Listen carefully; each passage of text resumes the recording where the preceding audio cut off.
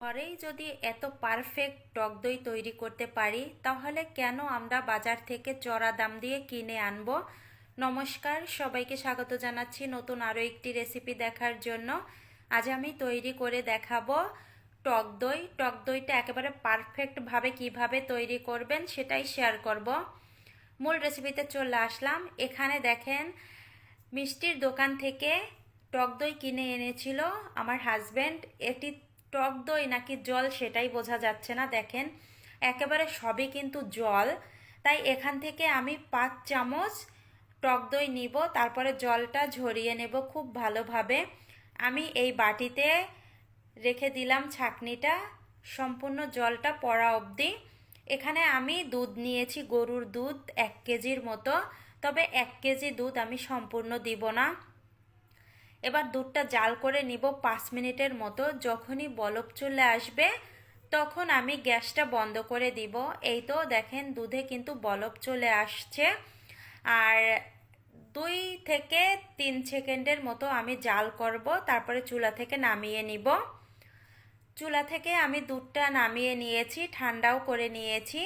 এরপরে হচ্ছে যে টক দইটা আমি জল ঝরিয়ে নিয়েছি, সেটা আমি যে পাত্রে টক দইটা সেট করব সেই বাটিতেই আমি নিয়ে নিলাম। এখন একটা হ্যান্ড উইচ দিয়ে টক দইটা ভালোভাবে ফেটিয়ে নিতে হবে। আর আমি এখন এই টক দইটা ভালোভাবে ফেটিয়ে নিচ্ছি। আর টক দই ফেটানোর পরে এখন আমি দুধ নিয়ে এসেছি। দুধের মধ্যে আমি একটা আঙুল দিয়ে কিছুক্ষণ রেখে দিলাম। যতক্ষণ একটা আঙুল রাখা যায় এরকম গরম থাকা লাগবে। বেশি গরম হলে কিন্তু এই দুধটা কেটে যাবে। এজন্য কুসুম গরমের চাইতে একটু গরম থাকবে। কিছুটা পরিমাণ দুধ দিয়ে আমি টক দইটা আবারও ফেটিয়ে নিয়েছি। এখন আমি দুধ দিয়ে দিব এই বাটির মধ্যে, ওই দাগ পর্যন্ত দুধ দিব। এই তো দাগ পর্যন্ত দুধ দেওয়া হয়ে গেছে। এখন আমি আবারও টক দইটা দুধের সাথে ভালোভাবে একটু মিশিয়ে নিব। মিশিয়ে নেওয়া হয়ে গেছে, এবার ঢাকনা দিয়ে ঢেকে দিব। এরপরে চুলায় চলে আসলাম। চুলায় কড়াইতে আমি এই যে একটা তাওয়াল বসিয়ে দিলাম। এবার ঢাকনা দিয়ে ঢেকে আমি 5 মিনিট জাল করে নিব মিডিয়াম হিটে। 5 মিনিট হয়ে গেছে, একটা বাষ্প সৃষ্টি হয়েছে। এই দেখেন, এখন আমি ঢাকনা তুলে নিলাম। এবার এই দেখেন, এখান থেকে কিন্তু গরম হাওয়া বের হচ্ছে। এবার যে বাটিটায় আমি দুধ দিয়েছি টক দই বসানোর জন্য, এই বাটিটা আমি বসিয়ে এবার এই যে তাওয়াল আছে এই তাওয়াল দিয়ে ভালোভাবে ঢেকে দিব। ঢেকে দিয়ে তারপরে হচ্ছে আবারও আমি ঢাকনাটা দিয়ে ঢেকে দিলাম।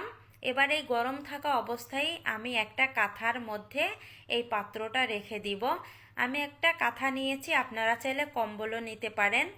এই গরম থাকা অবস্থায় এই কড়াইটা আমি এই যে কাঁথার উপরে রেখে এবার ভালোভাবে কাঁথাটা মুড়িয়ে রাখবো, যাতে এর মধ্যে কোনো আলো বাতাস না যেতে পারে। আর যেহেতু এখন শীত পড়ে গেছে এজন্য এভাবে আমি রেখে দিলাম। আর গরমের দিন হলে কিন্তু এতটা না হলেও চলে। আমি 12 ঘন্টা রেখেছি। 12 ঘন্টা পরে ফিরে আসলাম। 12 ঘন্টা পরে আমি এই যে কাঁথাটা সরিয়ে নিলাম। এবার ঢাকনা তুলে নিব। ঢাকনা তুলে নিয়েছি। এখন এই যে তাওয়ালটাও সরিয়ে নিলাম। এবার বাটিটা বের করে নিব। অনেকে বলে মাটির পাত্র ছাড়া নাকি দই জমে না। এই দেখেন, আমি তো এই টিনের বাটিতে তৈরি করে দেখালাম। এই দেখেন কত সুন্দর টক দই তৈরি হয়ে গেছে। দেখেন, একেবারে পুরো দোকানের মতোই কিন্তু টক দই তৈরি করা হয়েছে। এখানে আমি একটু কেটে এই যে বাটিটা রেখেছি সেই বাটিতেই রেখে দিচ্ছি। দেখেন কত সুন্দর হয়েছে টক দই। আপনারা চাইলে কিন্তু এভাবেই টক দই বাসায় তৈরি করতে পারেন, বাজার থেকে এত চড়া দামে না কিনে। আজকের ভিডিওটা এখানে এন্ড করলাম। সবাই ভালো থাকবেন।